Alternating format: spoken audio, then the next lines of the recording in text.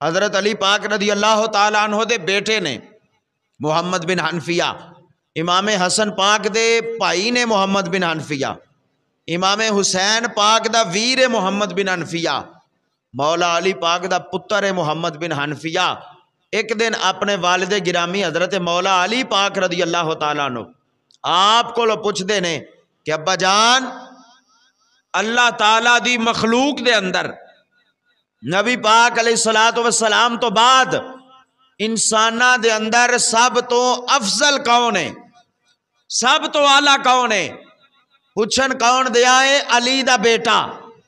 پوچھدا کدے کولوں میں پیا؟ مولا علی کولوں۔ پوچھن کون دیا ہے؟ امام حسن حسین دا بھرا۔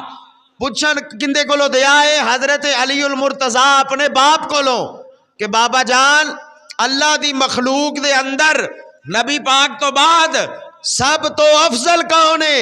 تو حضرت علی پاک رضی اللہ تعالیٰ عنہ آپ فرماندے نے کہ پتر، اللہ دی مخلوق دے اندر نبی پاک تو بعد سب تو افضل جدا مرتبہ ہے اور جناب حضرت ابو بکر صدیق نے، جناب حضرت صدیق اکبر رضی اللہ تعالیٰ عنہ۔ اور پھر عرض کی تھی بابا جان، ابو بکر تو بعد؟ حضرت مولا علی پاک نے فرمایا ابو بکر تو بعد جیڑا افضل ہے او دا نام حضرت عمر فاروق ہے، جناب حضرت عمر بن خطاب رضی اللہ تعالیٰ عنہ آپ دا نام آندا ہے۔ اور تیسرے نمبر تے حضرت سیدنا عثمان غنی پاک، اور چوتھے نمبر تے فرمایا حضرت مولا علی پاک رضی اللہ تعالیٰ عنہ دی ذات بابرکات۔ اللہ دی سرزمین دے اتے مصطفیٰ تو بعد جڑے افضل نے۔ اور پھر 30 سال انہاں دی حکومت، 30 سال حکومت رہی ہے خلفائے راشدین دی۔